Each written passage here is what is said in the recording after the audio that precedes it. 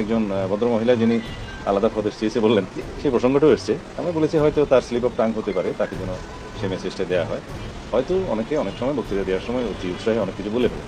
মাননীয় স্বরাষ্ট্রমন্ত্রী দুষ্ট লোকে কয়, দীর্ঘদিন পর্যন্ত আপনি ভারতের শিলংয়ে ছিলেন, এজন্য ভারতের প্রতি আপনার প্রেম প্রীতি একটু বেশি। আওয়ামী লীগ ঠেকাতে যেখানে পুরো জাতীয় ঐক্যবদ্ধ সবাই রাজপথে নেমেছে, সেগুলো ছাপিয়ে জামাতের কে বা কারা নাকি কোন সাংবাদিককে একটু ধাক্কা টাকা দিয়েছে, এটা নিয়ে বাংলাদেশে মুহূর্তের মধ্যে তোলপাড়। বাংলাদেশের সোশ্যাল মিডিয়া ট্রেন্ডের দিকে যদি এখন তাকান, আওয়ামী লীগের মিছিল কিংবা আওয়ামী লীগ ঠেকানো বা এইসব বিষয়ে আলোচনা নেই। আলোচনা যে জামাতের কিছু লোক কোন সাংবাদিককে একটু ধাক্কা দিয়েছে। সংসদে একজন এমপি বলছে যে স্বামী স্ত্রীর মধ্যে ডিভোর্স হইতে পারে, কিন্তু ভারত বাংলাদেশের মধ্যে কোনো ডিভোর্স হইতে পারে না বা হবে না। সংসদে একজন এমপি বলছে। আমি ওই এমপি বলতে চাই, আপনি কয়টা লাগছেন যে ডিভোর্স দিলে ঝামেলা করে যাবেন, চাপে করে যাবেন, এত ঠা দেবেন কমিয়ে দেখ, আপনি কয়টা লাগছেন? হ্যাঁ, ভারতের সাথে ডিভোর্স হইতে পারবে না কোনো কারণে। স্বামী স্ত্রী কেডা এই দুজনের মধ্যে? ভারত আর বাংলাদেশ এই দুজনের মধ্যে স্বামী স্ত্রী কেডা যে ডিভোর্স হইতে হলে আপনার একার সিদ্ধান্তে ডিভোর্স হইতে পারবে না? তাইলে মনে হয় ভারতের সিদ্ধান্তে ডিভোর্স হওয়া লাগবে। আর কাবিনে কত বানছেন? ভারতের যে এত বন্ধু মনে করেন, আমরাও চাই না যে ভারতের সাথে কোনোভাবে একটা ঝড় ঝামেলা হোক, আমরা এটা কোনোভাবেই চাই না, যেহেতু প্রতিবেশী রাষ্ট্র, এটা আজীবন থেকে যাবে এইভাবে, ঠিক আছে না?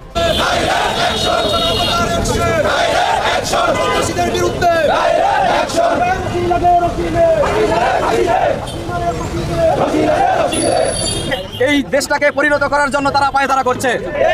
সংগ্রামী নেতৃবৃন্দ, আজকে আপনাদেরকে বলতে চাই, এখনই আমাদের নেতৃবৃন্দ বক্তব্য রাখবেন যে আমরা বাংলাদেশ নৈরাজ্য এবং তার আইন শৃঙ্খলা রক্ষাকারী বাহিনীর উপর তারা যেভাবে হুমকি ধমকি দিয়ে দেশকে অস্থিতিশীল করার চেষ্টা করছে, এবং আজকে ঘিরে তাদের অনলাইন প্ল্যাটফর্মে তারা যে ধরনের উস্কানিমূলক বক্তব্য দিয়ে আসছে, তারই প্রতিবাদে আজকে বাংলাদেশ জামাত ইসলামী ধানমন্ডি জোনের উদ্যোগে বিক্ষোভ এবং প্রতিবাদ কর্মসূচি পালন করা হচ্ছে। আজকের এই প্রতিবাদ কর্মসূচির শুরুতেই আমাদের উদ্দেশ্যে বক্তব্য রাখবেন হাজারীবাগ উত্তর থানা সম্মানিত আমির আমাদের সকলের শ্রদ্ধেয় মাহফুজুর রহমান ভাই। দর্শক, নতুন একটা নিউজে আপনাদের সবাইকে স্বাগতম। ভিডিও শুরুতেই অনেকগুলো ভিডিওর অংশ বিশেষ ইতিমধ্যে আপনারা দেখে নিয়েছেন। দেখেই বুঝতে পেরেছেন ভিডিওটি কতটুকু গুরুত্বপূর্ণ ও আকর্ষণীয় হতে চলেছে। তাই না টেনে সম্পূর্ণ ভিডিওটি দেখুন, তাহলে বুঝতে পারবেন বর্তমান বাংলাদেশের রাজনৈতিক প্রেক্ষাপট সম্পর্কে জানা অজানা অনেক রকমের তথ্য। লাইকে দিয়ে সম্পূর্ণ ভিডিওটি দেখে আসুন। ধানমন্ডি 32 এলাকায় জামাত ইসলামী বিক্ষোভ মিছিল করেছে। আপনারা জানেন যে আওয়ামী লীগের প্রতিষ্ঠা বার্ষিকী উপলক্ষে সারা বাংলাদেশে একটা জরুরি সতর্কতা বিরাজ করছে। জরুরি পরিস্থিতি বিরাজ করছে বলেই সেনা মোতায়েন করা হয়েছে ঢাকা, গাজীপুর, নারায়ণগঞ্জ, গোপালগঞ্জ সহ মোট 6টা জেলায়, ফরিদপুর আছে। তো দর্শক, এই পরিস্থিতিতে বিরোধী দল জামাত, এনসিপি তারাও মাঠে নেমেছে। তারাও আওয়ামী লীগ ঠেকাতে রাজপথে অবস্থান নিচ্ছে এবং আওয়ামী লীগ তেমন কিছুই করতে পারেনি। এই জায়গায় আওয়ামী লীগ ঠেকাতে যেখানে পুরো জাতীয় ঐক্যবদ্ধ সবাই রাজপথে নেমেছে, সেগুলো ছাপিয়ে জামাতের কে বা কারা নাকি কোন সাংবাদিককে একটু ধাক্কা টাকা দিয়েছে, এটা নিয়ে বাংলাদেশে মুহূর্তের মধ্যে তোলপাড়। বাংলাদেশের সোশ্যাল মিডিয়া ট্রেন্ডের দিকে যদি এখন তাকান, আওয়ামী লীগের মিছিল কিংবা আওয়ামী লীগ ঠেকানো বা এইসব বিষয়ে আলোচনা নেই। আলোচনা যে জামাতের কিছু লোক কোন সাংবাদিককে একটু ধাক্কা দিয়েছে। জামাত আসলে পদে পদে জুলুমের শিকার হচ্ছে, মজলুম সংগঠন। দর্শক, জামাতের পান থেকে চুন খসলেই সবাই মিলে ঝাঁপিয়ে পড়ে। জামাত আওয়ামী লীগ ঠেকাতে, আওয়ামী লীগের বিরুদ্ধে, ফেসিবাদের বিরুদ্ধে, গণহত্যার বিচারের দাবিতে মিছিল করলো, সেখানে একটু বিচ্ছিন্ন ঘটনা ঘটে গেছে, সবাই ঝাঁপিয়ে পড়েছে। যেমন কি বিএনপি পন্থী, বিএনপির জোটের শরিকরা তারাও ঝাঁপিয়ে পড়েছে জামাতের বিরুদ্ধে। এদেশে জামাতের রাজনীতি করা যে কতটা কঠিন তার প্রমাণ এটা, এবং আওয়ামী মিডিয়া তার চেয়ে বড় বিষয় জামাত বিরোধী প্রোপাগান্ডা সেল যে বাংলাদেশে কতটা শক্তিশালী তার প্রমাণ। আওয়ামী লীগকে ঠেকাতে যে, আওয়ামী লীগকে ডলা দিতে যে যদি এরকম 2-1টা বিচ্ছিন্ন ঘটনা ঘটেও, সেটা নিয়ে বা সেটা এরকম মুখ্য হওয়ার কথা না, কিন্তু সেটাই মুখ্য। এখানে জামাতের কিছুটা দায় আছে, আমি আসছি সেদিকে। প্রথমেই বলবো যে জামাতের প্রোগ্রাম থেকে সাংবাদিক হামলার যে ঘটনা, যে অভিযোগ আসছে, দেখেন জামাত কোনোদিন সাংবাদিককে পিটিয়েছে বা হামলা করেছে এরকম ঘটনা আপনি খুঁজে পাবেন না। বিচ্ছিন্ন হিসেবে এরকম ঘটনা নেই, হয়তো বা এটা ঘটেছে। অথচ বিএনপি, ছাত্রদল, যুবদলের লোকজন সাংবাদিক পিটায়, সাংবাদিককে পিটিয়ে মেরে ফেলে, আওয়ামী লীগ সাংবাদিককে হত্যা করে, যা ইচ্ছা তা করে, এটা নিত্য নৈমিত্তিক ঘটনা। অথচ সেগুলো নিয়ে সুশীলদের বিবেক নড়ে না, সেগুলো নিয়ে এতটা তোলপাড় হয় না। কোনো আওয়ামী লীগ বিএনপি সাংবাদিক হত্যা করলেও এতটা তোলপাড় হয় না বা হবে না, যতটা না এই যে জামাতের কেউ না কেউ এক সাংবাদিককে ধাক্কা দিয়েছে সেটা নিয়ে তোলপাড় হচ্ছে। এমনকি বিএনপির কেউ সাংবাদিক পেটালে ওটা নিয়ে তেমন সাংগঠনিক বহিষ্কার হয় না। একদম কাছের এক্সাম্পল দিই, এই যে কয়েক মাস আগে ঢাকা বিশ্ববিদ্যালয়ে শাহবাগ থানার ভিতরে ঢুকে, থানার সামনে ইচ্ছা মতো পরিকল্পিতভাবে ছাত্রদলের কেন্দ্রীয় সভাপতি, ঢাকা বিশ্ববিদ্যালয় সভাপতি, সেক্রেটারি উপস্থিতিতে সাংবাদিক পিটিয়ে সাংবাদিকদের কানের পর্দা ফাটিয়ে দিয়েছে এবং বেশ কয়েকজন সাংবাদিককে হসপিটালাইজ করেছে ছাত্রদলের চিহ্নিত সন্ত্রাসীরা। কারা করেছে, তাদের পরিচয় কি, কোন সেশনের নাম, পদবি, 14 গোষ্ঠী সহ জমা দেওয়া হয়েছে, কিন্তু কোনো সাংগঠনিক পদক্ষেপ নেই। একজনকেও ছাত্রদল বহিষ্কার করলো না, বিশ্ববিদ্যালয় কর্তৃপক্ষ কাউকে কিছু করলো না। এবং সোশ্যাল মিডিয়াও জামাত শিবিরের লোকজন প্রতিবাদ করেছে। 101 সাংবাদিক, 101 বিশিষ্ট ব্যক্তি, 101 বুদ্ধিজীবীর কোনো বিবৃতি আমরা দেখলাম না। প্রতিনিয়ত বিএনপি কর্তৃক সাংবাদিকের উপর হামলা ঘটনা ঘটে, কিন্তু না, জামাত শিবিরের হামলা না, জাস্ট একটু ধাক্কাধাক্কি, হয়তো একটু ভুল বোঝাবুঝি, সেটা নিয়ে আপনি একদম এমন করেছেন মনে হয় যেন জামাত শিবির কাজী সাংবাদিক পেটানো। তো এদেশে জামাতের রাজনীতি করা কতটা কঠিন আশা করি আপনারা বুঝতে পেরেছেন। দর্শক, এভাবে এই পজিটিভ মানে এই যে ডিসক্রিমিনেটরি প্রতিবাদ, যে জামাতের কেউ কিছু না করলেও বা সামান্য করলেও সেটাকে বড় আকারে দেখানো, আর বিএনপি আওয়ামী লীগের লোকজন যে এগুলো পান্তাবাদের মতো সাংবাদিক মারে সেটা নিয়ে আমাদের কনসার্ন নাই, এই যে ডিসক্রিমিনেশন, আমাদেরকে এই সিলেক্টিভ প্রতিবাদ করতে হবে। আমি এই সিলেক্টিভ আচরণের প্রতিবাদ করছি। হ্যাঁ, জামাতের লোকজন, জামাত এই ধরনের কাজ, জামাতের সমালোচনা আছে, আমরাও তো করি, সমালোচনা করে গালিও খাই, কিন্তু জামাত সাংবাদিক পিটা এইসব মিথ্যা কথা বলবে না। সাংবাদিকদের জামাত সর্বোচ্চ সম্মান করে, জামাত সাংবাদিকদের যতটা সম্মান করে এতটা সম্মান অন্য কোনো দল করে না। সাংবাদিকদের জামাত দলীয়ভাবে তাদের কোনো প্রোগ্রামে দাওয়াত দিলে খাওয়া দাওয়া থেকে শুরু করে যে সুযোগ সুবিধা দেয় এটা কেউ করে না, জামাত করে। তো দর্শক দেখেন, এরকম একটা অভিযোগ এসেছে, সাথে সাথে জামাতের পদক্ষেপটা দেখেন। সাংবাদিকদের উপর হামলার ঘটনায় মহানগরী দক্ষিণ জামাতের দুঃখ প্রকাশ, 3 সদস্য বিশিষ্ট একটি তদন্ত কমিটি গঠন। এর মানে ধানমন্ডি 32-এ সাংবাদিকদের উপর হামলা ঘটনা অলরেডি জামাত সরি বলেছে। আপনি কোন দলের ক্ষেত্রে দেখাতে পারবেন যে এরকম হামলা ঘটনার পর সরি বলেছে? মুহূর্তের মধ্যে দেখাতে পারবেন, অনলি জামাত ডেড দ্যাট। এরপরে জামাতের যারা এই কাজ করেছে, তদন্ত কমিটি গঠন করেছে, এর মানে যারা হামলার সাথে জড়িত তাদেরকে জামাত বহিষ্কার করবে, নিশ্চিত থাকে। কিন্তু জামাতের উপর, জামাতকে গালি বা জামাতকে এখানে ক্রিমিনালাইজ করার প্রোগ্রাম থামবে না। জামাত পদক্ষেপ নিয়েছে, ঘটনাটা এখানেই শেষ। হয়তো ভাই আহতকে দেখতে যাবে, দুঃখ প্রকাশ করবে, সেটেল। কিন্তু 101 নাগরিকের বিবৃতি, 101 বিশিষ্ট ব্যক্তির বিবৃতি, সম্পাদক পরিষদের বিবৃতি, অনেক কিছু আসবে, পারলে জামাতের ওদেরকে জেল খাটাবে। এটা একটা মারাত্মক ডিসক্রিমিনেশন এবং সিলেক্টিভ আচরণ, এবং জামাতের উপর এটা একটা জুলুম। হ্যাঁ, জামাত এখানে হয়তো অন্যায় করেছে, জামাতের কেউ না কেউ, কিন্তু জামাতের উপর পাল্টা জুলুম করছেন আপনারা সবাই মিলে। দর্শক, এবার আসেন, ধানমন্ডি 32-এ জামাত বিক্ষোভ মিছিল করেছে। ধানমন্ডি 32-এ জামাতকে বিক্ষোভ মিছিল করা বুদ্ধি কে দিয়েছে আমি জানি না, এটা একটা অদূরদর্শী সিদ্ধান্ত। এটা একটা ল অফ নেচার, যে সার্কেলের বাইরে যেতে হয় না। জামাতের রাজনীতি, জামাতের লোকজন কখনো বিএনপি আওয়ামী লীগের মতো হিংস্র হতে পারবে না। জামাতের লোকজন টুকটাক গালি দিতে পারে, বাট বিএনপি আওয়ামী লীগের মতো সন্ত্রাসী হতে জামাত চাইলেও পারবে না।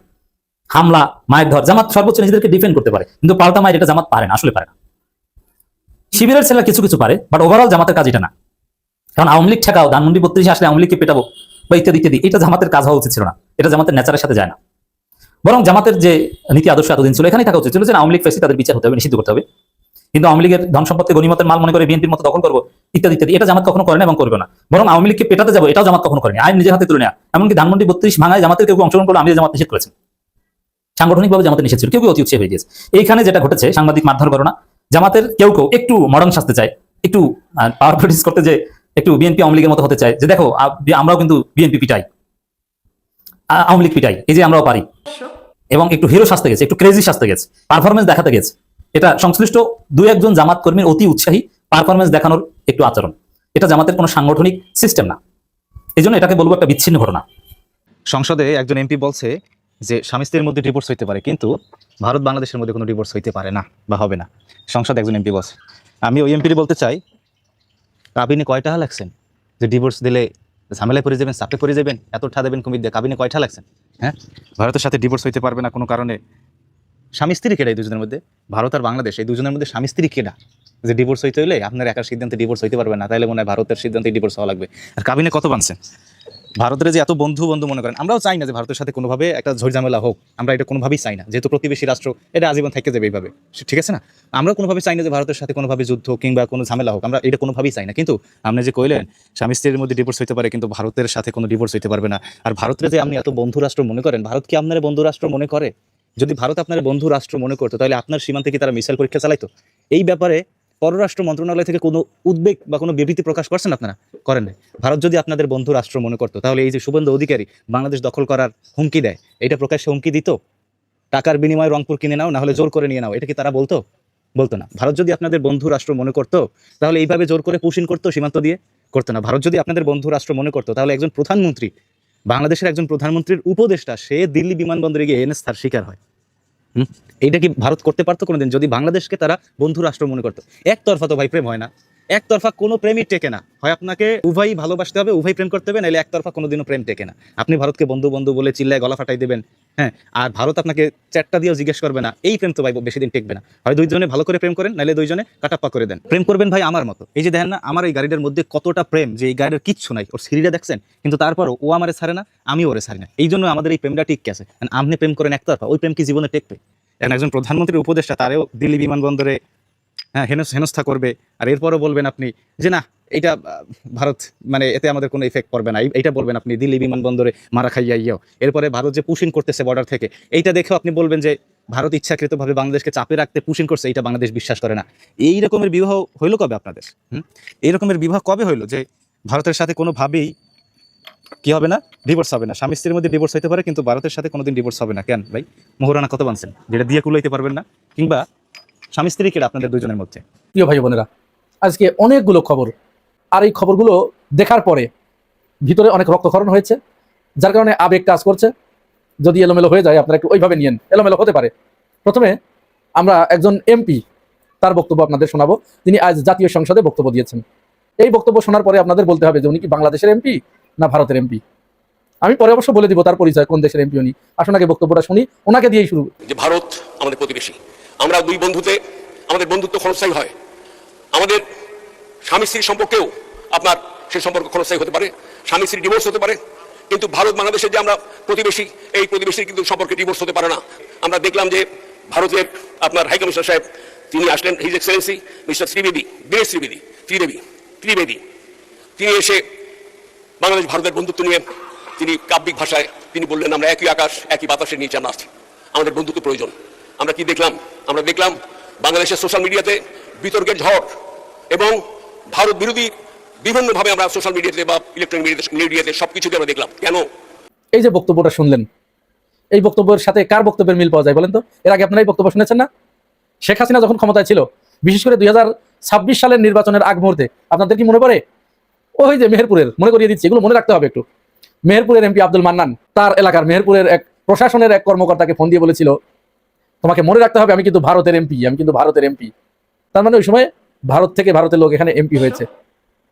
এরপরে আরো একজনের বক্তব্য মনে আছে না? আলগা মোমেন আপনারা যাকে বলেন, এই আলগা মোমেন কি বলেছিল? বাংলাদেশ এবং ভারতের সম্পর্ক স্বামী স্ত্রীর সম্পর্ক। তো এই যে যার বক্তব্য শুনলেন, এই লোকটা কে জানেন? নাম বলে দেই, জিএম সিরাজ, মানে গুলাম মোহাম্মদ সিরাজ। তো এই গুলাম মোহাম্মদ সিরাজ কোথাকার এমপি? বগুড়া 5 আসন থেকে তিনি নির্বাচিত হয়েছেন। যদিও এই বক্তব্যের শেষের দিকে হয়তো তার ভিতরে এই উপলব্ধি হয়েছে, আরে এরকম গাদ্দারি করে ফেললাম দেশের সাথে, একেবারে ভারতের এরকম তেল মারতে গেলাম, একটু তো কিছু বলতে হয়। তারপরে তিনি আবেদন জানালেন, কিন্তু তার আগে তিনি যে বক্তব্য দিয়েছেন এইটাকে, আর যাই হোক, দেশপ্রেমিক আমরা তাকে বলতে পারি না। এখন আপনারা প্রশ্ন করতে পারেন যে বিএনপির এমপি হয়ে এই ধরনের বক্তব্য সে কিভাবে দিল? হ্যাঁ, এটাই সম্ভব, কারণ আওয়ামী লীগ বলেছে আওয়ামী লীগ ভারতের পা চাটে।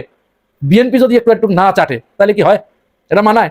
ওই যে আব্দুল মান্নানদের মতো এমপি, আলগা মোমেনদের মতো এমপি বিএনপির ভিতরে অভাব নাই। যাই হোক, এইখানে আমার বক্তব্য শেষ। এই ব্যাপারে আপনারা বিচার করবেন। এরকম আরো কত নাটক আপনারা দেখবেন। দ্বিতীয় আরেকটা বিষয় আসবো, সেটা হচ্ছে ডিসি সারওয়ার আলম।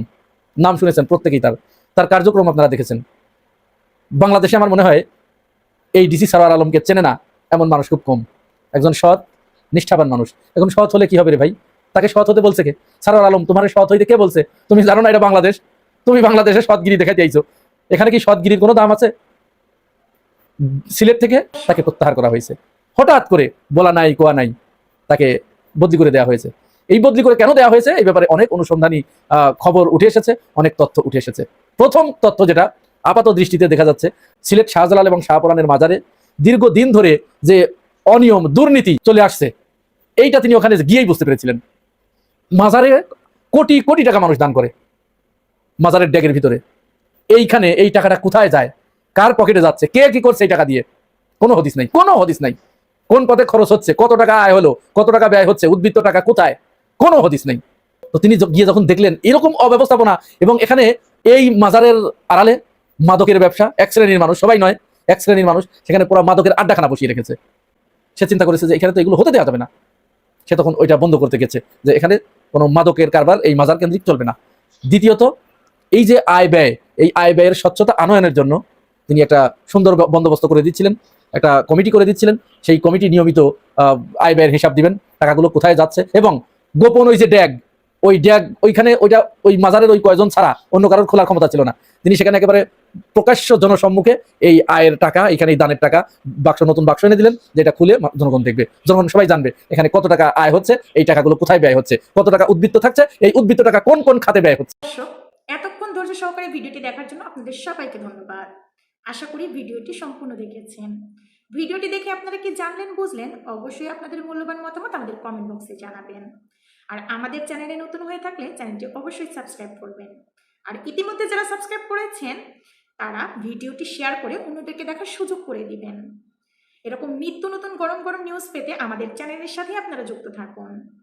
আজকে কথা না বাড়িয়ে বিদায় নিচ্ছি। দেখা হবে নতুন কোনো নিউজ নিয়ে ইনশাল্লাহ। ততক্ষণ পর্যন্ত আমাদের চ্যানেলের সাথেই থাকুন, বিডি নিউজ ভিশনের সাথেই থাকুন। আল্লাহ হাফেজ।